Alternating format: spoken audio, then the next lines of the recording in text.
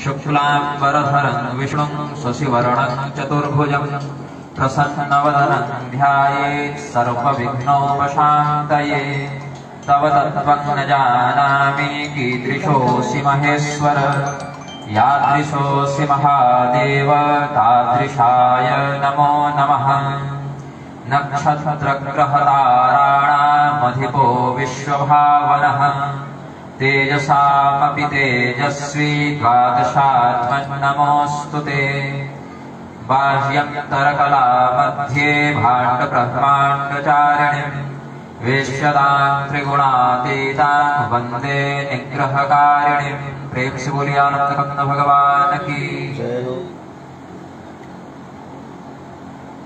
ऋते ज्ञानान्न मुक्ति। भगवान वेद उपदिष्ट करते हैं तत्व बोध के बिना, ज्ञान के बिना व्यक्ति की मुक्ति नहीं होती है। यद्यपि शास्त्रों में भक्ति को भी मुक्तिदा बताया गया है, भक्ति नेकैव मुक्तिदा, इस प्रकार के वचनों से भगवान की भक्ति भी मोक्ष प्रदान करने वाली भक्ति है। किंतु भक्ति के माध्यम से जो परम लाभ की प्राप्ति होती है वह परम लाभ ज्ञान ही है। 2 दिन पूर्व सुदर्शनाचार्य जी से कमरे में चर्चा हो रही थी तो अहिर्बुद्ध संहिता का कुछ प्रसंग बना।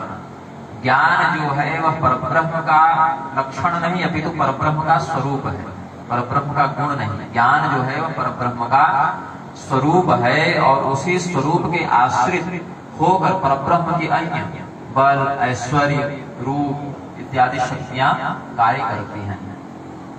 तो परब्रह्म के प्रति, उसके किसी भी स्वरूप के प्रति, शिव, दुर्गा, गणेश, सूर्य, नारायण, किसी भी स्वरूप के प्रति, परब्रह्म के किसी भी सगुणाकृति के प्रति प्रेम करने का जो सर्वोच्च फल है वह है परब्रह्म के ज्ञान को समझना, अर्थात परब्रह्म के स्वरूप को समझना। और वह जब सिद्ध हो जाता है तो व्यक्ति का जरा मरण चक्र से, जन्म मृत्यु संस्कृति से मोक्ष हो जाता है।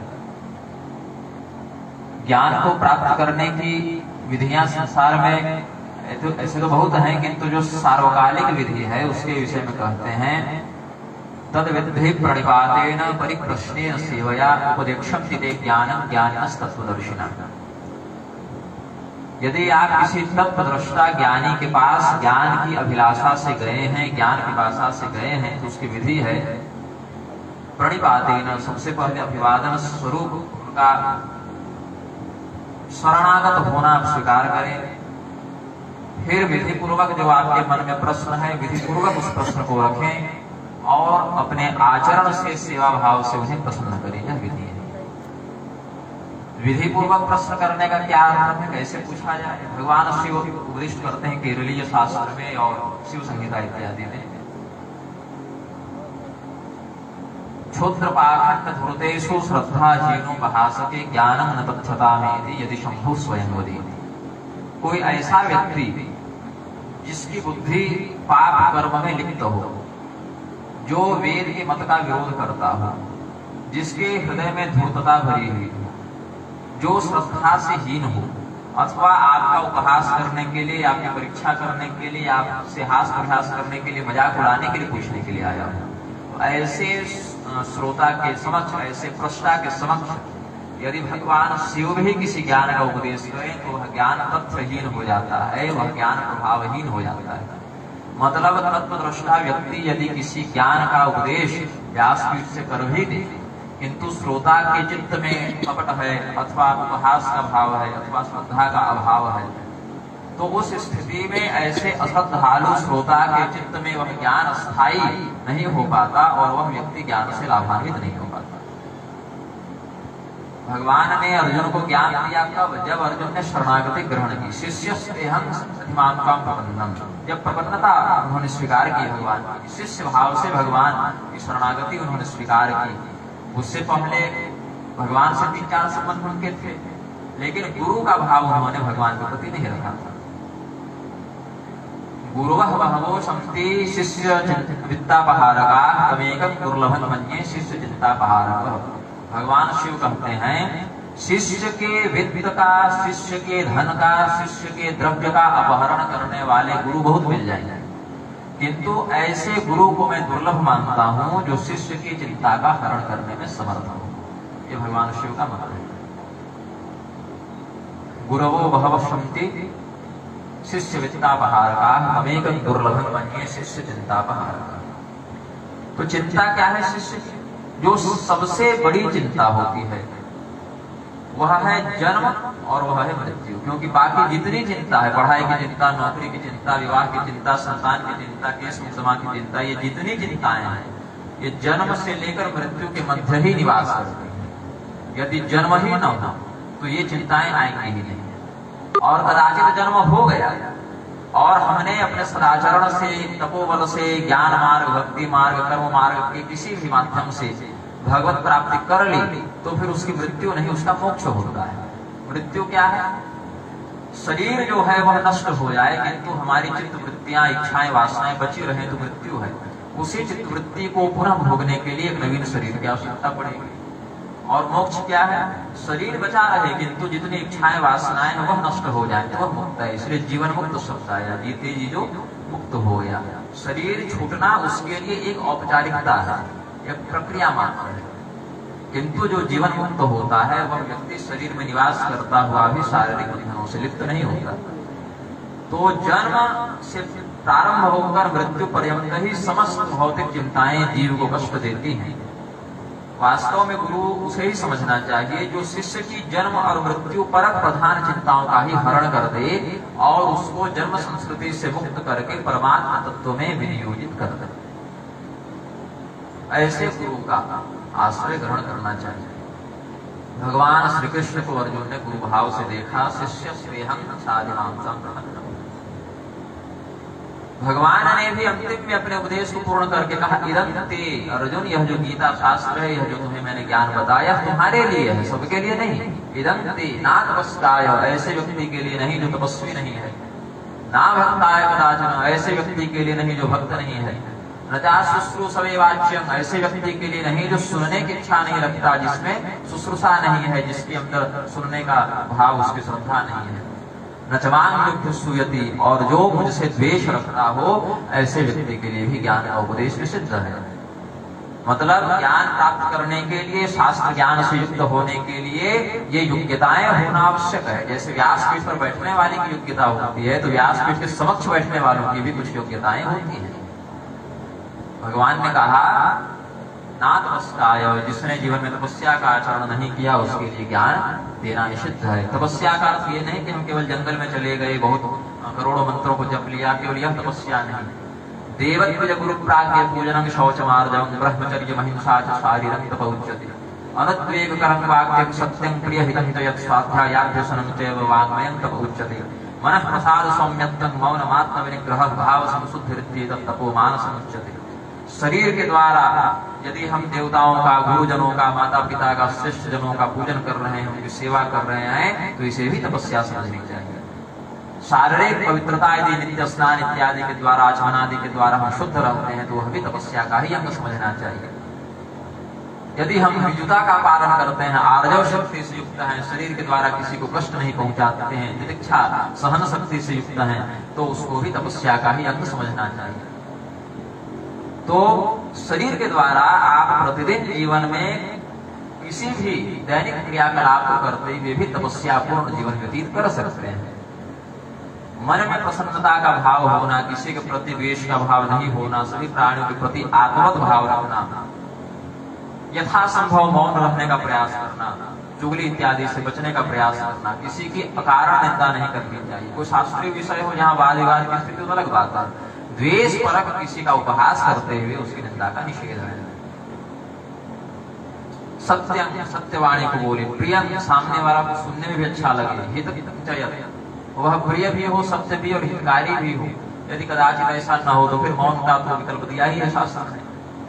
इस प्रकार से वाणी संबंधित तपस्या, मन संबंधित तपस्या, शरीर संबंधित तपस्या का भगवान ने वर्णन किया। अनुद्वेग करक वाक्य, किसी को गाली नहीं देना, किसी को उकसाना नहीं, किसी का उपहास करते हुए व्यंग वचनों का प्रयोग नहीं करना। स्वाध्याय करना, जो ग्रंथ हैं हमारे सनातन धर्म के, उनका जिसका जिस वर्ण आश्रम के अनुसार अधिकार जिन ग्रंथों पर है उसका पठन पाठन करना, जिन पर पढ़ने का अधिकार नहीं उनको सुनना, उनके विषय में योग्य आचार्य गणों से मार्गदर्शन लेना, इस प्रकार से भी तपस्या का भगवान ने वर्णन किया। तो ज्ञान प्राप्त करने के लिए आवश्यक है कि पहले जीवन में तपस्या का आधार बने। जैसे किसी छिद्र युक्त पात्र में जल टिक नहीं सकता, आप डालेंगे तो जल बह जाएगा, वैसे ही तपस्या रहित व्यक्ति के जीवन में भी शास्त्र ज्ञान स्थापित नहीं होता, अपितु वह डाल भी देंगे तो वह निष्फल हो जाएगा।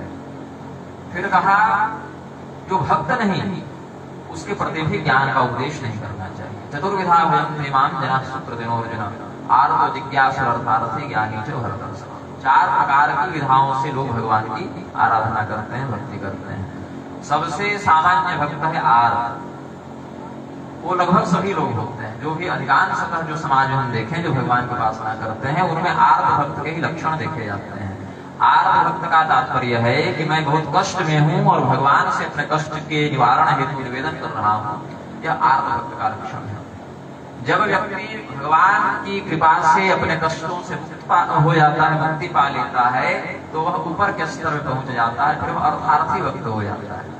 कि कष्ट तो प्रभु कोई नहीं है, लेकिन इच्छाएं हैं, मुझे यह प्राप्त हो, यह प्राप्त हो, ऐसा कुछ हो जाए, ऐसा कुछ मिल जाए, तो वह अर्थार्थी भक्त हो जाता है। फिर उसकी इच्छाएं भी पूर्ण हो जाती हैं, कष्ट दूर हो गया, इच्छाएं भी पूर्ण हो गई, सुख और दुख दोनों उसका संतुलित हो गया। तब सुख और दुख की स्थिति से चित्त जब विरत हो गया तो उसके अंदर ब्रह्म को जानने की, ईश्वर को जानने की जिज्ञासा हुई कि जिसने मेरे कष्ट का हरण किया, जिसने मुझे सुख प्रदान किया, वह ब्रह्म कौन है। फिर वह जिज्ञासु होता है और जब उसकी जिज्ञासा पूर्ण हो जाती है तब वही भक्त ज्ञानी हो जाता है। भगवान ने कहा तेषां ज्ञानी नित्य युक्त, भक्त और ज्ञानी अलग अलग नहीं होते, अपितु भक्ति जब परिपूर्ण हो जाती है तो वही ज्ञान के रूप में परिणत हो जाती है। ज्ञानी जो है वह भक्तों की श्रृंखला में सर्वोच्च स्थान पर बैठता है। तो जहां पर कहते हैं हृदय ज्ञान मुक्ति, ज्ञान के बिना मुक्ति नहीं, वहां भी ठीक करते हैं। और जहाँ कहते हैं भक्ति दे गए मुक्तिदार, भक्ति ही मुक्ति प्रदान करने वाली, वहां भी ठीक करते हैं, क्योंकि भक्ति ही तो धीरे धीरे चढ़ते चढ़ते ज्ञान में पूर्ण होगी। तो इसीलिए ज्ञान और भक्ति में झगड़ा नहीं करना चाहिए कि मैं ज्ञान मार्ग को श्रेष्ठ मानूं या भक्ति मार्ग को श्रेष्ठ मानूं। ज्ञान जो है वह भक्ति का परिपूर्ण स्वरूप है, क्योंकि नित्य भगवान से जिसका संबंध बन गया, जो किसी एक क्षण के लिए भी परमात्मा से अलग नहीं अपने आप को अनुभव करता है, वह ज्ञानी भक्त है, ऐसा समझना चाहिए। ऐसा ज्ञानी नित्य युक्त एक भक्ति विशिष्टते, ज्ञानी भी भक्ति करता है लेकिन उसकी भक्ति में एकता होती है, अनेकता नहीं। मैं अपने इष्ट से पृथक हूँ, ऐसा भाव उसके अंदर नहीं आता। 3 प्रकार के भाव से भगवान की भक्ति होती है, पशु भाव, वीर भाव और दिव्य भाव। पशु भाव का अर्थ है कि आप मेरे स्वामी हैं, मैं आपका सेवक हूँ, मैं पशु हूँ, यह माया पास है और आप पशुपति हैं। और भक्ति का उद्देश्य क्या है? पशुपाश मोक्षणाय। अथर्ववेद ने कहा यह जो जीवात्मा पशु रूप है और माया के पास से बंधा हुआ है, ब्रह्म रूपी पशुपति इसका आकर्षण करता है। यह जीवात्मा पशु माया रूपी पास से मुक्त हो, इस भाव से हम ब्रह्म की आराधना करते हैं, ऐसा अथर्ववेद ने उपदेश किया। तो एक तो हो गया पशु भाव कि मैं सेवक हूँ, आप स्वामी हैं, मैं दास हूँ, आप मालिक हैं हमारे, मैं भक्त हूँ, आप मेरे भगवान हैं, मैं साधक हूँ, आप हमारे साध्य हैं। यह हो गया पशु भाव। जब यह सिद्ध हो जाता है तो होता है वीर भाव, जो क्षमता आपके अंदर है, जो चेतन आप है वही चेतनमय है। बस अंतर क्या है कि आप अभी मुक्त हैं और मैं बद्ध हूँ, मैं माया के अंदर हूँ और माया आपके अंदर है, लेकिन मैं कम नहीं हूँ आपसे। वीर भाव एक समान अंतर रखते हैं। और दिव्य भाव क्या है कि आप और मैं, ये जो भेद है यही मिट जाए। वस्तुतस्तु त्वमेव आह। हनुमान जी ने तीनों भावों से भगवान की आराधना की है। हनुमान जी ने जब पशु भाव से आराधना की तो कहा दासोहम कौशलेन्द्रस्य रामस्य कृष्ण कर्मणा, मैं भगवान का दास हूं। फिर कहते हैं देह दृष्टिया दासोहम, कि प्रभु देह की दृष्टि से देखें तो मैं आपका सेवक हूं और आप मेरे स्वामी। ये पशु भाव की आराधना होगी। बुद्धि दृष्टिया तदंशतः, यदि बुद्धि की दृष्टि से देखें तो मैं आपका ही अंश हूँ। मैं वांशो जीव लोक ईश्वर अंश जीव विनाशी। क्योंकि बुद्धि की दृष्टि से देखेंगे तो मैं तो शरीर हूँ नहीं, देह की दृष्टि से देखो तो आपका दास हूँ, लेकिन बुद्धि से विचार करो तो मैं भी चेतन हूँ, आप भी चेतन है, आप भी का मैं अंश हूँ। और वस्तुतस्तु त्वमेवाहम या तत्वतस्तु त्वमेवाहम, तत्व की दृष्टि से देखें, वस्तुनिष्ठ होकर देखें तो त्वम एवं अहम, जो आप हैं वही मैं हूं, तत्त्वमसि इत्यादि महावाक्य का उपलक्षण लगाते हैं। इति में निश्चितामति, इस प्रकार से भावत्रयी वसु वीर और दिव्य भाव का संतुलन करते हुए भगवान हनुमान जी ने श्री रामचंद्र जी की आराधना की है। और भक्तों में भी श्रेष्ठतम गिने गए और ज्ञानिनाम अग्रगण्यम भी गिने गए, ज्ञानियों में भी सर्वश्रेष्ठ स्थिति हनुमान जी को समुपलब्ध होगी। तो 4 प्रकार से जो भक्ति करते हैं उनमें किसी भी एक प्रकार से आप भगवान की आराधना करते हैं तो आप ज्ञान के अधिकारी हैं। जो शारीरिक मानसिक वाचिक तपस्या है उस सदाचरण पर आप निष्ठा रखते हैं तो आप ज्ञान के अधिकारी हैं। यदि आप कदाचित अज्ञानतावश, असामर्थ्यवश या संस्कारहीनतावश नहीं तपस्या और भक्ति से अभी तक युक्त हैं, किंतु होना चाहते हैं, श्रद्धा है मन में, अब नए सिरे से प्रारंभ करना चाहते हैं, तो सुनने की इच्छा है, जानने की इच्छा है, तो भी आप अधिकारी हैं। क्योंकि क्षिप्रं भवति धर्मात्मा सस्वच्छान्तिं निगच्छति। जिस क्षण आपने ब्रह्म के प्रति गमन का विचार किया उसी क्षण आपका बंधन टूटने लगा और आपकी मुक्ति का मार्ग प्रशस्त होने लगा। तो यदि कदाचित अभी तक तपस्या पूर्ण जीवन नहीं रहा, सदाचार पूर्ण जीवन नहीं रहा, भक्तिमय जीवन नहीं रहा, किंतु अब ऐसा बनने की इच्छा है, श्रद्धा है मन में, तो भी आप ज्ञान के अधिकारी हैं। किंतु किसी भी स्थिति में भगवान से द्वेष नहीं करना चाहिए। द्वेष करने वाला व्यक्ति ज्ञान का अधिकारी कदापि नहीं हो सकता। सर्वदा हृदय को निश्चल बनाने वाला व्यक्ति ही ज्ञान तत्व की गरिमा को धारण कर सकता है। तो भगवान ने ज्ञान प्राप्त करने की मर्यादाएं बताई हैं, ज्ञान को धारण करने की मर्यादाएं बताई हैं। जो व्यक्ति इस प्रकार की अर्हता से युक्त नहीं होता, रावण ने भी बहुत से शास्त्रों का अध्ययन किया, रावण ने भी बहुत से यज्ञ किए, रावण ने भी बहुत से प्रकार से तपस्या का अनुष्ठान किया, किंतु उसका ज्ञान, उसकी तपस्या, उसके द्वारा किए गए यज्ञ उसका कल्याण करने में समर्थ नहीं हो सके। अब वो पीछे की घटना पर ध्यान देने अलग बात है, जय विजय थे, श्राप मिला भगवान के पार्षद थे, वो तो पर्दे के पीछे की घटना होगी। लेकिन बाहर जो हम प्रेरणा लेंगे उन घटनाओं में, जो हमारे लिए घटनाएं भगवान ने उत्प्रेरित की है, वहां देखने पर क्या जानते हैं कि जो व्यक्ति धर्मशास्त्रों से द्वेष करता है, रावण स्वयं पदपाठ का दृष्टा ऋषि है, वेदोक्त मर्यादा में पदपाठ का दृष्टा ऋषि रावण है, किंतु तेहि बहुविधि त्रासई देश निकासई जो वेद पुराना, उसके राज्य में अगर कोई वेद पुराण आदि का पठन पाठ अध्यास न करे तो उसको प्रताड़ित करता था, दंडित करता था। तो रावण शास्त्रज्ञ था, यह महत्वपूर्ण नहीं है। शास्त्रज्ञ व्यक्ति भी कदाचित रावण बन सकता है। यह भी इस विषय का एक दूसरा पहलू है कि कोई शास्त्र पढ़ लिया, बहुत ज्ञानी हो गया, फिर भी भगवान की माया से मोहित होकर वह रावण बन सकता है। भगवान की जो माया है वह विशेष करके ज्ञानियों को भी व्याप्त है, क्योंकि जो मूर्ख है वो तो पहले से मोहित है, हमको अधिक क्या मोहित कीजिएगा। जो व्यक्ति 10 दिन से नहीं नहाया है, वो अगर 12 दिन नहीं भी नहाए तो कितना दुर्गंध होगा उसको। वो पहले से उतने मोह में फंसा हुआ है, पहले से वह उतने ज्ञान से ग्रस्त है, तो माया उस पर अधिक ध्यान नहीं देती, क्योंकि वह सामान्यतः ही जड़ है।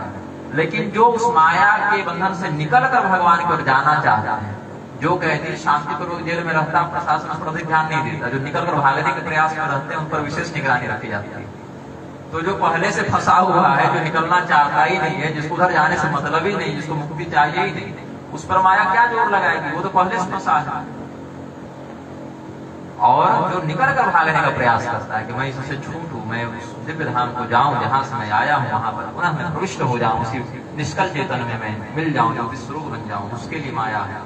ज्ञानिनाम विचेतांशी देवी भगवती ईशा बराद आकृष्य मोहाय महामाया प्रयुज्यति। तो जब तक आप ज्ञान से युक्त नहीं थे तब तक तो जो कर रहे हैं वो किसी न किसी माध्यम से उतना बंधनकारी नहीं है। लेकिन शास्त्र ज्ञान से युक्त होने के बाद उसकी अवहेलना करते हुए कदाचित अधर्म मार्ग में प्रवृत्त होंगे तो इसका दंड विशेष करके भोगना पड़ता है। इसका जो पतन होगा, जो शास्त्र के का पतन होगा, वो बहुत नीचे व्यक्ति की दिखा है। जो एक तल्ले से छलांग लगाएगा वो कम चोटिल होगा, लेकिन जो 10वें तल्ले से कूदेगा उसकी विशेष दुर्गति होगी। तो जो पहले से माया के अंधकार में फंसे हैं वो व्यक्ति कदाचित यदि कुछ अधर्म कर दें तो वो इतने महत्वपूर्ण समाज के लिए नहीं होगी। लेकिन शास्त्र के व्यक्ति कुछ अधर्म कर दे तो यहाँ यह भी नियम है, यद्यदाचरति श्रेष्ठ तत्तद्देवेतरो जनः। शास्त्र की यदि कुछ गलत करे, धर्मनिष्ठ धर्माधिकारी कुछ गलत करे तो बाकी लोग उससे प्रेरित होंगे। कोई सामान्य व्यक्ति यदि अधर्म करे तो लोग उससे प्रेरणा थोड़ी ही लेंगे। लेकिन कोई सक्षम अधिकृत व्यक्ति यदि अधर्म करने में प्रवृत्त हो जाए तो लोग उससे प्रेरित होकर तद्वत व्यवहार में अग्रसर हो जाएंगे। तो शास्त्र के व्यक्ति जब अधर्म में लगता है तो अपने साथ साथ पूरे समाज का ही पतन करा देता है। इसीलिए शास्त्र ज्ञान जिनके पास है उनका विशेष दायित्व बनता है कि सामने वाले को उपदेश करने के साथ साथ स्वयं भी उस उपदेश का यथाशक्ति पालन करते रहे, ताकि अपने भी नीचे गिरने से बचें और अपने अनुयायियों को भी भ्रमित करके गिराने से वो बचें। क्योंकि जब भी कोई गुरु के पास जाता है तो ये कहकर नहीं जाता कि मैं बहुत सुखी हूँ, मुझे नरक भेज दीजिए।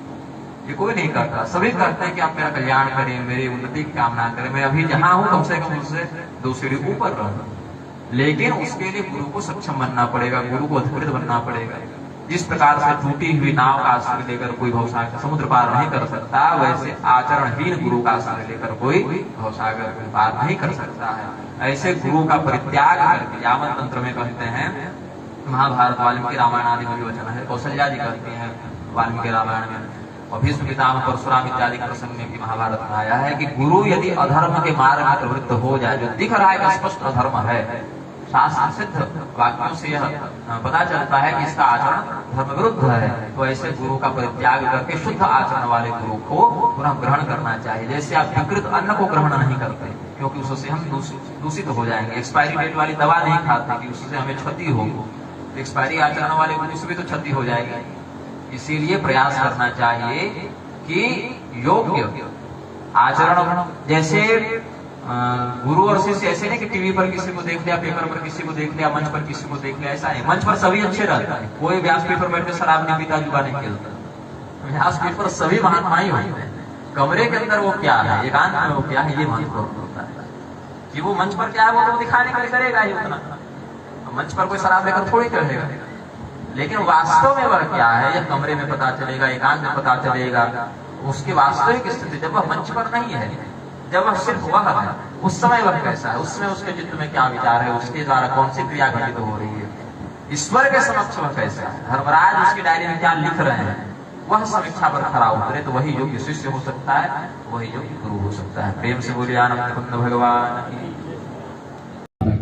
उदय, छोटा सा प्रश्न था, जो पंचाक्षर मंत्र है नमः शिवाय एवं श्री शिवाय नमस्तुभ्यं में क्या अंतर है, और दोनों में किसका जप करना ज्यादा श्रेष्ठ है? देखिए, श्री शिवाय नमस्तुभ्यं मंत्र कहाँ से हो गया? मंत्र का एक देवता होता है, एक छंद होता है, एक ऋषि होता है, एक विनियोग होता है, उसका न्यास विधान होता है। तो नमः शिवाय का तो पुराण वेद सब जगह मिल जाएगा, शैवागम में मिल जाएगा। श्री शिवाय नमस्तुभ्यं अभी मैंने बताया ना 8 लाख श्लोक हैं केवल पुराणों में, वो भी मुख्य रूप से। उसमें वो पुराण और पुराण, अस्त्र पुराण, अभिमत पुराण नहीं जोड़े हैं। सबको जोड़ देंगे तो 12 लाख से अधिक केवल पुराणों की श्लोक संख्या हो जाएगी। श्री शिवाय नमस्तुभ्यं केवल एक ही पंक्ति में आया है, श्री शिवाय नमस्तुभ्यं मुखम व्याहरते जरा तन्मुखम सर्वतीर्थानि, जो श्लोक है शिव पुराण का, वहां भी नमः शिवाय मंत्र का ही वो अर्थ बता रहे हैं ग्रंथकार कि शिव जी को प्रणाम है। ऐसा जो व्यक्ति कहता है, तो ऐसा व्यक्ति कैसे कहेगा? मंत्र के विधान से ही कहेगा। तो नमः शिवाय ही मुख्य मंत्र है। अब उसको बदल के उसके जगह पर श्री शिवाय नमस्तुभ्यं को कोई नई परिपाटी में स्थापित करे तो ये धर्मशास्त्र की दृष्टि से प्रामाणिक ग्रंथ से तो नहीं कर सकता, मनमानी करने की कोई भी स्वतंत्र है। अब नमः शिवाय भी ओंकार लगाकर, ओंकार के साथ वही जप सकते हैं जो प्रणवाधिकारी है। शिव पुराण में भी और शैवागमों का एक बहुत प्रधान शास्त्र है चंद्र ज्ञानागम। तो चंद्र ज्ञानागम में भगवान अनंत रुद्र ने बृहस्पति जी को बताया है कि जो व्यक्ति ब्राह्मण है, क्षत्रिय है, वैश्य है और अपने यज्ञोपवीत से कुल की परंपरा से युक्त है, वह पूरा ओंकार लगा के जप करे। और जो व्यक्ति शूद्र वर्ण से है या स्त्रियां हैं या उस प्रकार के यज्ञोपवीत से ब्राह्मण होकर भी अधिकृत नहीं है, तो केवल नमः शिवाय का जप करे। यही पंचाक्षरी प्रणव के साथ होकर सरक्षर भी बन जाता है, दोनों का न्यास विधान इत्यादि एक ही हो जाता है, अलग भेद नहीं बताया। लेकिन श्री शिवाय नमस्तुभ्यं और नमः शिवाय इसमें तुलना हो ही नहीं सकती। श्री शिवाय नमस्तुभ्यं और उसमें तुलना होने के लिए मंत्र का आप जैसे मान लेते हैं नमः शिवाय मंत्र में, या जो वेदोक्त है नमः शंभवाय भगवाय इत्यादि, जो है पूरा तो नहीं बोलूंगा, वेदोक्त में पूरा नहीं बोलते मंच से व्याख्यान में, उनमें तुलना हो सकती है कि चलो दोनों मंत्र वेदोक्त हैं, दोनों में कौन सा श्रेष्ठ है। लेकिन श्री शिवाय नमस्तुभ्यं मंत्र नहीं, वो मंत्र का अर्थ बता रहा है। श्लोक में जो नमः शिवाय मंत्र है ना, उसका अर्थ क्या है ये बता रहा है उस श्लोक में। श्री शिवाय नमस्तुभ्यं मतलब हे श्री संपन्न ऐश्वर्यवान भगवान शिव, आपके लिए प्रणाम है। तो ये तो नमः शिवाय का ही अर्थ है, तो ये उसकी व्याख्या है, ये मंत्र नहीं है। व्याख्या भाग को मूल ग्रंथ नहीं कहते। व्याख्या मतलब उस मंत्र का अर्थ क्या है ये बताने के लिए वेद व्यास ने आगे श्लोक को बनाया, लेकिन उतने अंश को निकाल लेना, ये भी पूरा श्लोक नहीं है। श्री शिवाय नमस्तुभ्यं मुखम व्याहरते यदा तन्मुखम सर्वतीर्थानि, ये पूरा आगे थोड़ा धुंधला सा मुझे विस्मरण हो रहा है, लेकिन पूरा श्लोक तो 32 अक्षर का बनेगा, उसमें आप मात्र 8 अक्षर उठा रहे तो फिर मंत्र भी तो नहीं हुआ। तो गुरुदेव ये मान लिया जाए जिसे हम भगवान की पूजन करते हैं, भगवान शिव की, तो नमः शिवाय का जाप करते हुए पूजन करें तो ज्यादा कल्याणकारी। वही विधान ही है, उसको करें क्या, वही करना ही है, क्योंकि भगवान ने कहा कि कैसे हो गीता का, यह शास्त्र विधि उत्सृज्य वर्तते कामकारतः न स सिद्धिम अवाप्नोति न सुखम न परामृतिम। शास्त्र में जो विधि बताई उससे चलने पर व्यक्ति को सुख कल्याण इत्यादि की प्राप्ति होती है। शास्त्र की विधि को छोड़कर कोई व्यक्ति यदि वर्तते कामकारतः, अपनी कामना या मन की इच्छा से कोई अगर नया नियम बना ले, उसके एक नए नियम से पूरा ब्रह्मांड का नियम थोड़े बदल देंगे भगवान। हम अगर ये मान लें तो हमारे मान लेने मात्र से आप प्रधानमंत्री मान के खुद को घूमिए, उससे क्या मतलब। मान लेने से आप धर्म के नियम या मंत्र के बल को थोड़ी बदल देंगे। तो जो शास्त्रीय विधान में नमः शिवाय का ही शिवपुराण में कितना प्रयोग किया है, श्री शिवाय नमस्तुभ्यं का दिखा दीजिए कहाँ है शिवपुराण में प्रयोग। हाँ, इस मंत्र से पूजन करे, इस मंत्र से जल चढ़ाए, इस मंत्र से जप करे, वो तो होना चाहिए ना। नमः शिवाय मंत्र का तो दिखा देंगे, पूरे शिवपुराण में भरा हुआ है, कहीं खुलिए मिल जाएगा। श्री शिवाय नमस्तुभ्यं, श्री शिवाय नमस्तुभ्यं नमः शिवाय मंत्र का ही अर्थ बता रहे हैं। हमने हिंदी में कह दिया नमः शिवाय का अर्थ शिव जी आपके लिए प्रणाम है, ये हमने हिंदी में कहा, उसी को संस्कृत में कहेंगे तो श्री शिवाय नमस्तुभ्यं कह देंगे, लेकिन वो अर्थ हुआ ना, व्याख्या हुई ना, वो मंत्र नहीं हुआ।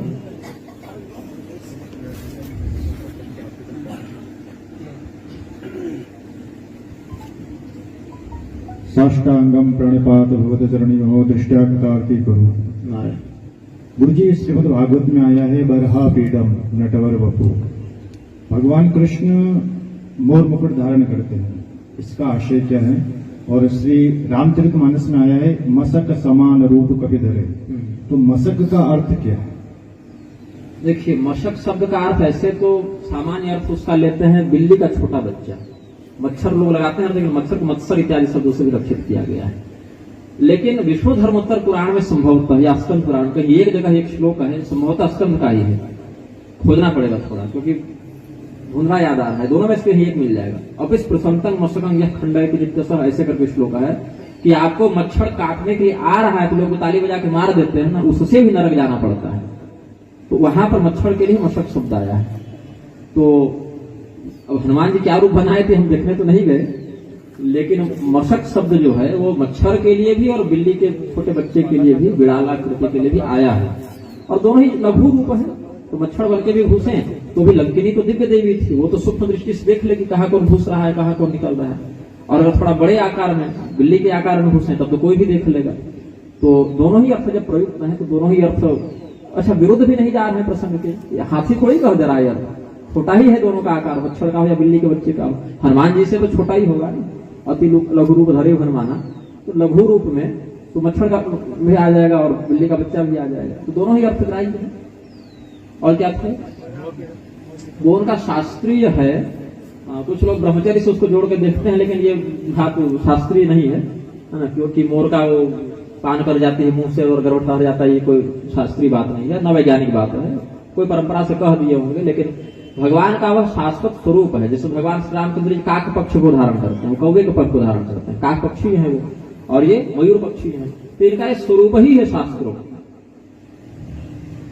इंद्र ने मोर को, पहले मोर का रंग इतना सुंदर नहीं था पंख का, वो तो मरुत के यज्ञ में जब इंद्र रावण के डर से भागे हैं, मोर का रूप धारण करके, यमराज कौवा का रूप धारण करके, वरुण देव हंस का रूप धारण करके, कुबेर गिरगिट का रूप धारण करके, तब ना इनको वरदान दिए। हंस भी कहाँ सफेद होते थे, काले होते थे।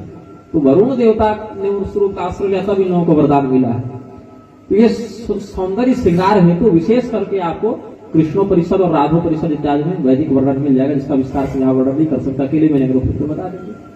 उसमें सब बताया कि मुरली का क्या अर्थ है, इसका क्या अर्थ है, कौन सा क्या बनकर आया, भांडी वट है तो बरगद के पेड़ का क्या अर्थ है, वो सब एक एक का बताया। सुदामा है तो सुदामा कौन थे उनके, बरगद के रूप में जो आया वो कौन था, है ना, ये सब मिलेगा उसमें विस्तार से।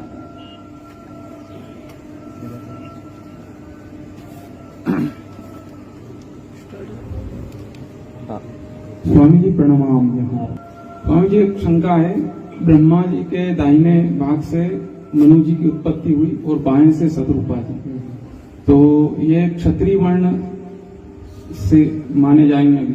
देखिए हाँ, वर्ण का जो है तो इसमें मैथुनी सृष्टि भी यही मनु शत्रुपा जी से ही हुई है, पर इसमें फिर वर्ण विभाग की कैसी व्यवस्था? इसके दो मत मिलते हैं शास्त्रों में, जिसमें पहले तो कहा कि सबों का एक ही वर्ण था, हंस वर्ण। ऐसा भी आपको भागवती का सबसे पहले एक ही वर्ण था, वो था हंस वर्ण। उस हंस वर्ण में सत्वगुण का आश्रय लेकर जिनकी रचना हुई ब्राह्मण कहलाए। सत्वगुण कम रजोगुण अधिक, उसको मिलाकर क्षत्रिय वर्ण बना। रजोगुण कुछ कम और तमोगुण अधिक, उसको मिलाकर वैश्य वर्ण बना। और तमोगुण प्रधान शूद्र वर्ण बना, अपने अपने अनुसार, लेकिन सभी हंस वर्ण से ही मिश्रित हुए चारों। उसके बाद जिसने अपने वर्ण के अनुसार कर्म किया उसकी सदगति हुई, जिसने नहीं किया उसकी दुर्गति हुई। आगे अवनति या उन्नति में कर्मानुसार फिर आगे प्रवर्तित हुई। तो मूल शुरू में क्या पूछ लिया? मनु शत्रुपा क्षत्रिय वाला। तो मनु शत्रुपा हो या देवराज इंद्र हो या जो भी मनुष्य से इतर योनि हो, मनु शत्रुपा स्वयं मनुष्य नहीं थे, मनु के बाद वाले मनुष्य हुए। मनु स्वयं मनुष्य नहीं थे, है ना। मनु तो एक अलग हो गए ना, वो तो मनवंतर के अधिपति हो गए। प्रजापति जैसे हैं वैसे मनु है, वैसे देवता हैं, वैसे दैत्य हैं। ये सब मनुष्य नहीं होते। तो उनका जो वर्ण है वो उनके कर्म से निर्धारित होता है, क्योंकि वो कर्म योनि नहीं, वो भोग योनि है इसीलिए। और मनुष्य कर्म योनि है, इसीलिए इसका जो है जन्मना निर्धारण होता है। क्योंकि एक दिन में 10 काम करेगा तो 10 बार इसका वर्ण थोड़े बदलेगा। पूजा पाठ कराने लगे तो ब्राह्मण हो जाएगा, और फौज की नौकरी करने लगे वही व्यक्ति क्षत्रिय हो जाएगा, रिटायर होकर दुकान खोले तो वैश्य हो जाएगा। ऐसा थोड़ी संभव है। तो कर्म यहाँ बदल सकता है, इसीलिए जो अपरिवर्तनशील हो उसको वर्ण में रखते हैं और उसके आधार पर पूरे जीवन के कर्म का। इसलिए कहा सहजन कर्म कौन्तेय। अर्जुन, कर्म कैसा होता है? जो तुम्हारे साथ उत्पन्न हुआ हो। वरना अर्जुन क्या कर रहे थे? अपना कर्म छोड़ के ब्राह्मण का ही कर्म करने जा रहे थे। तपस्या करूंगा, भिक्षाटन करूंगा, तो क्या दिक्कत थी? कर्म बदल लेते, वर्ण बदल जाता। भगवान बोले नहीं, श्रेयांश धर्मो विगुण, ये तुम्हारा नहीं, तुम्हारा काम युद्ध करना है। द्रोणाचार्य जीवन भर हथियार की कमाई खाए लेकिन ब्राह्मण ही कहलाए। विदुर जी जीवन भर धर्मोपदेश किए लेकिन शूद्र वर्ण के ही कहलाए, और उस बात को उन्होंने ही कितनी जगह स्वीकार किया है। तो उस स्थिति में मनुष्य का जो शरीर है वो कर्म योनि में आता है। इसीलिए यहाँ कर्म बार बार बदलते हैं और बदले हुए कर्मों के आधार पर प्रारब्ध निर्मित होता है। इसीलिए कर्म अस्थायी नहीं होने से व्यक्ति हर बार कर्म बदल सकता है परिस्थिति के आधार पर। तो उस स्थिति में जो नैसर्गिक कर्म है वो नहीं, तो इसीलिए वहां पर वर्ण को कर्म पर आश्रित रख देंगे तो हर दूसरे दिन ये कर्म बदल सकता है, तो उससे फिर प्रारब्ध बाधित होगा। और देवता नवीन कर्म का सृजन नहीं करते, वो भोग योनि है। वहां भोग जो है वह बदल सकता है, नानाविध भोगों में कर्म अस्थायी रहता है। तो जो अस्थायी रहता है उसके आधार पर वर्ण बनता है। यहाँ जन्म अस्थायी है तो जन्मना वर्ण है, कर्म परिवर्तनीय है। और वहां भोग परिवर्तनीय है, कर्म स्थायी है। अमुक देवता यही कर्म करेगा, अमुक देवता का यही प्रधान कर्म है। इसीलिए देवताओं में जो वर्ण व्यवस्था है वो कर्मानुसार है और मनुष्यों की वर्ण व्यवस्था जन्मानुसार है।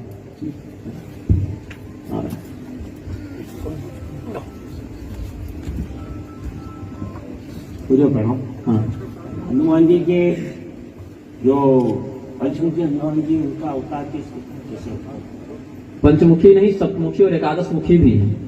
हनुमान जी के एक मुख भी हैं, पंचमुखी भी हैं और सप्तमुखी भी हैं, एकादश मुखी भी हैं। और कहीं कहीं सहस्त्रमुखी या द्वादश मुखी का भी वर्णन, लेकिन कम रूप में मिलता है। और सबके अलग अलग कवच हैं, अलग अलग यंत्र हैं, अलग अलग पूजा विधान भी है। तो हनुमान जी ने अलग अलग समय अलग अलग कर्मों को किया है। जैसे अट्टहास करी गर्जा कभी बढ़ी लाग आकाश, उस समय उन्होंने सिंह के समान गर्जना की, तो सिंहवत उनका एक स्वरूप परिलक्षित हुआ। जिस समय वो अहिरावण के प्रकोप से श्री रामचंद्र जी को वापस छुड़ाने के लिए गए हैं पाताल में, तो भूमि का उद्भेदन करके गए हैं, जो वाराह का कृत्य है, वो भी हो गया। और जिस समय वो भगवान श्री रामचंद्र जी लक्ष्मण जी को कंधे पर बैठा कर ले जा रहे हैं, उस समय उनका क्या कर्म हो गया? घोड़े के समान हो गया। और जिस समय समुद्र लंघन में उत्प्लावन आदि कृत्य किए हैं पक्षी के समान, उसमें गरुड़ का होकर लिए। तो अलग अलग कृत्यों को हम एक ही साथ सभी लीलाओं का स्मरण कर लें। इसीलिए कहा वंदे वानर नार सिंह खगराट क्रोडाश्व वक्त्रान्वितम। वानर तो उनका स्वाभाविक हो गया कि पुरुष योनि में होने से, वो तो सामान्य स्वरूप हो गया। फिर नारसिंह स्वरूप भी हो गया। खगराट मतलब पक्षियों के राजा का भी, गरुड़ का भी स्वरूप हो गया। क्रोड़ मतलब वाराह का भी स्वरूप हो गया। अश्व मतलब घोड़े का भी हो गया। वंदे वानर नारसिंह खगराट क्रोडाश्व वक्त्रान्वितम। तो पांचों प्रकार की लीलाओं को हम एक साथ स्मरण करके पूजन करें तो पंचमुखी हो गए। अलग से वो सिंह बने और पक्षी बने ऐसा नहीं है। तद्वत कर्मों को करने से तद्वत स्वरूपों का हम ज्ञान करते हैं। पीछे से कोई प्रणाम गुरु जी। रामचरितमानस के उत्तरकांड में कागभूषण जी शिव जी के मंदिर में भजन कर रहे थे, गुरु जी आए तो वो नहीं खड़े हुए, तो शिव जी क्रोधित हो गए। तो मंदिर में किसी को प्रणाम नहीं करना चाहिए ऐसा सुनते हैं, लेकिन गुरु जी आए तो नहीं खड़े। गुरु और देवता में भेद नहीं देखना चाहिए। अच्छा, वहाँ गुरु में, देवता में और मंत्र में, गुरु में, गुरु मंत्र में और उस गुरु मंत्र के द्वारा पूजित होने वाले देवता में भेद नहीं देखते। हाँ, जैसे हाँ, खड़े नहीं हो सकते, हो सकता है संकल्प लेकर बैठे हुए कि आसन नहीं छोड़ना है तो मानसिक प्रणाम कर लें। वैसे एक थोड़ा सा माथा झुका लें, सांकेतिक प्रणाम होता है ना, सबको पैर लगना ही आवश्यक नहीं, एक मानसिक भाव निवेदित कर लें। हम लोग भी जब करते हैं, माता पिता गुरु आ गए, नहीं खड़े हो सकते, 10,000 जपेंगे तभी उठना है, गुरु जी को थोड़ा माथा झुका के नजर से प्रणाम कर ली, प्रणाम ही होगा। बिल्कुल उपेक्षा कर देना ये नहीं करना है। जैसे हम ही व्यासपीठ पर बैठे हैं, नियम कहता है हमारे गुरु पिता शंकराचार्य भी आ जाए तो हम अभी उनको अभिवादन नहीं कर सकते, लेकिन मानसिक सम्मान तो करते हैं। ये शास्त्रीय मर्यादा है। व्यासपीठस्थ जो वक्ता है वो किसी और व्यक्ति को प्रणाम नहीं कर सकता जब तक वह व्यासपीठ पर है। तो क्या दूसरे का अपमान करेंगे? नहीं। जो भी संत जन आएंगे उनका मानसिक प्रणाम करेंगे, उनमें भगवत तत्व का दर्शन करेंगे, और जब नीचे उतरेंगे तो अपना यथायोग्य अभिवादन फिर होगा। गुरु जी को सादर वंदन प्रणाम। प्रश्न तो थोड़ा सा अटपटा भी, शास्त्रों से बिना शास्त्रों स्वप्न के संबंध में, और जो कि शास्त्र इसलिए कि हमें संसार को स्वप्नवत माना गया। गुरु जी जब सो जाते हैं, हाँ, सो जाते हैं, सोने बाद कमरे में सो रहे हैं और स्वप्न आता है तो कहीं मतलब अनुकूल प्रतिकूल सभी दृश्यों का उसमें अवलोकन होता है। पर जब स्वप्न की अवस्था में रहते हैं तब ये बिल्कुल ऐसा प्रतीत होता है कि नहीं हम जागृत नहीं है। तो ये स्वप्नावस्था क्या है और इससे विमुक्त कैसे हो जाए? देखिए, जब चेतना की स्थिति बहुत दृढ़ नहीं होती तो ही ऐसा होता है। हमारी चेतना के 4 अवस्थाएं उपनिषदों में वर्णित हैं, जिसको सूक्ष्म रूप में बताऊंगा। वैश्वानर, तेजस, प्राज्ञ और अव्यक्त, ये 4 अवस्थाएं चेतना की होती हैं। इन्हीं 4 अवस्थाओं का प्रत्यक्षीकृत विग्रह है अव्यक्त के रूप में भगवान श्री रामचंद्र जी, और प्राज्ञ के रूप में भरत जी, विश्व के रूप में लक्ष्मण जी, और तेजस के रूप में शत्रुघ्न जी। ये 4 आते हैं, अगर मुझे अभी सही से स्मरण आ रहा है तो रामतापनी स्मृति इत्यादि के अनुसार। तो चेतना की 4 अवस्था, विश्वावस्था या वैश्वानरावस्था क्या है? विश्वानरानायति वैश्वानर, जिसमें अभी हम सभी लोग हैं उसको विश्वावस्था कहते हैं, मतलब विश्व की अवस्था, संसार की अवस्था। तो ये अवस्था क्या है? सामान्यतम अवस्था है, चेतना का सबसे मूल, जो सबसे बेसिक जिसको कहें, न्यूनतम स्थिति चेतना की यही है। हम जगे हुए हैं, हमारी इंद्रियां कार्य कर रही हैं, विश्व का हमें अनुभव हो रहा है, तो ये विश्वावस्था हुई चेतना की। इससे सूक्ष्म अवस्था क्या है? तेजसावस्था, जो स्वप्न में होती है। स्वप्न की अवस्था को तेजसावस्था कहते हैं। वहां भी एक संसार होता है और वहां भी हम अलग अलग क्रियाओं को करते हैं, लेकिन उन क्रियाओं को करने के लिए हमको बाह्य अंगों का आश्रय नहीं लेना पड़ता, वो कल्पना शक्ति से क्रियाएं संचालित होने लगती हैं, तो वो चेतना की और सूक्ष्म अवस्था हो गई। इसके बाद और भी सूक्ष्म अवस्था प्राज्ञावस्था होती है, जो होती तो कुछ निद्रा के ही समान है, किंतु उस निद्रा पर आपका पूर्ण नियंत्रण होता है, जिसको योग निद्रा कहते हैं, अथवा जिसको समाधि की अवस्था कहते हैं।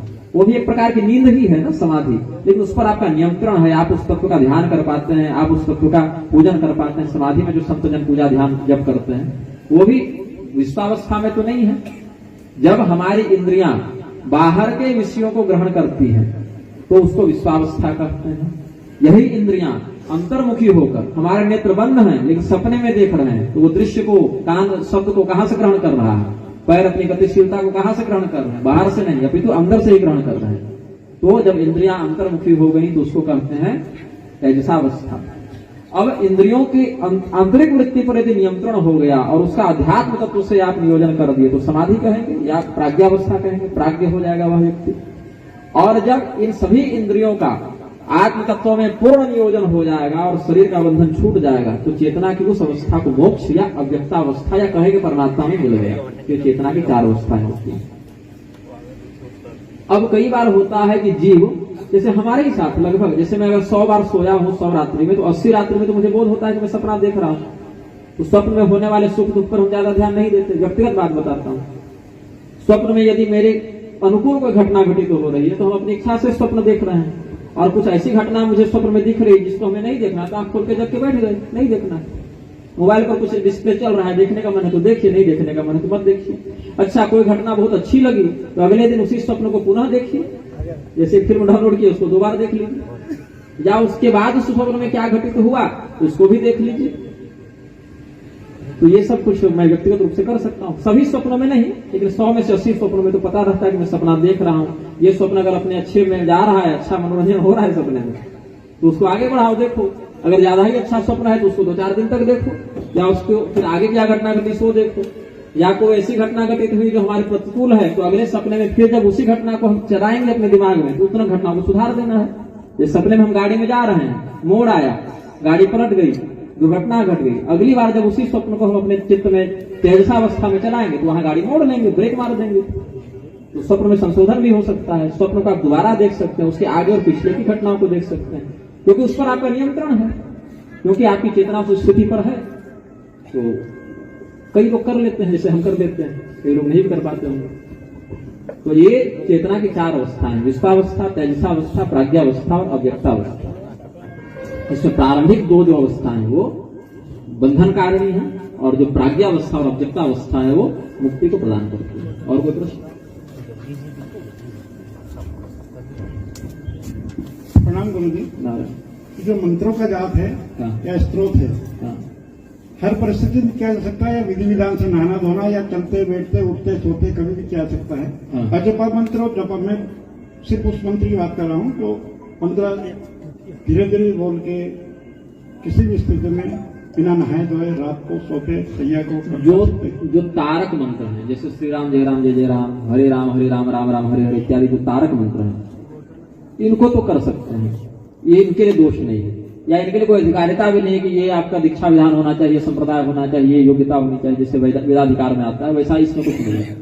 मन की शुद्धि ही इन मंत्रों के प्रयोग में कारण है। अब जोर से बोलना वही चाहिए जहां आपकी शारीरिक स्थिति शुद्ध हो, बाथरूम बैठे बैठे श्री राम जय राम जय राम कर रहे तो नहीं, वो मानसिक कर सकते हैं, लेकिन वाचिक वही हो जहां पर उसकी मर्यादा खंडित न हो, भगवान नाम का अपराध न हो जाए, ऐसी स्थिति में। बाकी मानसिक कर सकते हैं।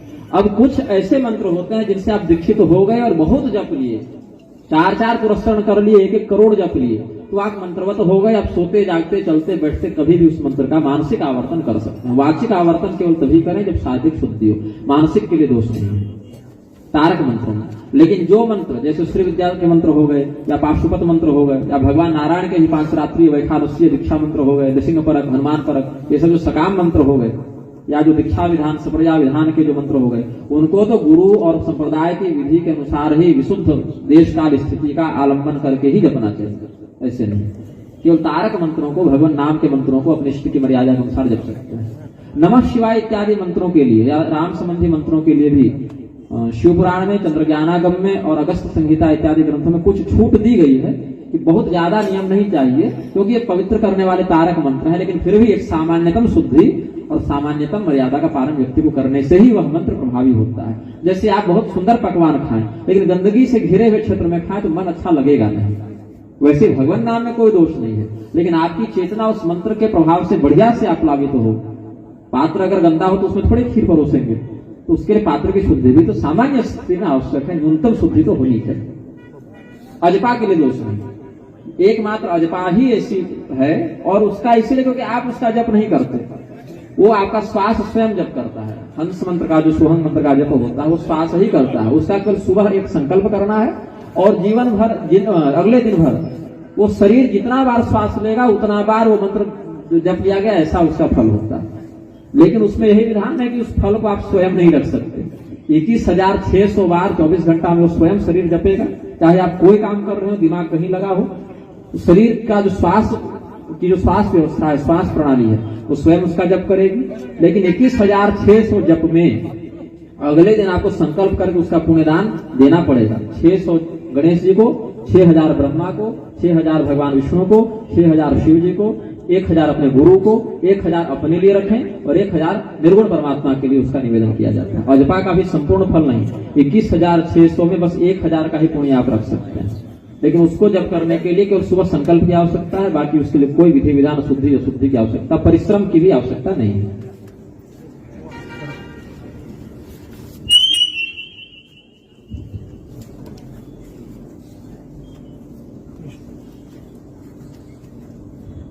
बोले कुछ एक प्रश्न और था। हाँ। ये तो कहा जाता है कि महिलाओं को हनुमान जी के मंदिर में जाना वर्जित है। कौन कहता है ऐसा? लोग कहते हैं, मतलब ये मिथ्या, मतलब इसका आप बताएंगे ना तो मंदिर में क्यों नहीं जाएंगे? मंदिर देखिए, बात ऐसी है ना, कोई भी मंदिर हो, पर गर्भगृह में घुसने का अधिकारी तो वहां का मुख्य अर्चक ही होता है। हम लोग भी कोई मंदिर में सीधे देवता के माथा पर नहीं बैठ जाते जाके। गर्भगृह से बाहर ही रहकर दर्शन करें, पूजन करें, ये नियम है। आप अर्चक को अपना पूजन सामग्री इत्यादि निवेदित कर दें, क्या भगवान की सेवा में निवेदित कर दें, मर्यादा तो यही कहती है। लेकिन कुछ लोग अगर अंदर जाना भी चाहें तो उनको देखना पड़ेगा कि क्या वो शास्त्रीय शुद्धि मर्यादा में अधिकृत है कि नहीं। तो स्त्री हो जाने मात्र से कोई हनुमान जी के मंदिर में नहीं जा सकती, ऐसा कोई शास्त्रीय निषेध नहीं है। हाँ, स्पर्श पूर्वक पूजन तो किसी भी प्रतिमा का नहीं करना चाहिए यदि आप उनकी स्थापना इत्यादि नहीं किए हैं, आपके वो व्यक्तिगत स्थापित भगवान नहीं है। अब घर में कर रहे हैं तो अलग बात है, लेकिन जो सार्वजनिक देवालय है वहां ऐसा विधान नहीं होना चाहिए। हनुमान जी का स्पर्श पूर्वक पूजन करने के पीछे यही तर्क दिया जाता है कि हनुमान जी ब्रह्मचारी है। तो हनुमान जी का ब्रह्मचर्य इतना कच्चा नहीं है कि आप छू दिए तो उनका ब्रह्मचर्य खंडित हो जाएगा, है ना। हनुमान जी का ब्रह्मचर्य आपके छू देने से खंडित नहीं हो जाएगा। और ऐसा भी नहीं है कि स्त्रियां, अच्छा, पुत्र भाव से भी तो स्पर्श कर सकती हैं, ब्रह्मचर्य के पति भाव से निषिद्ध है ना।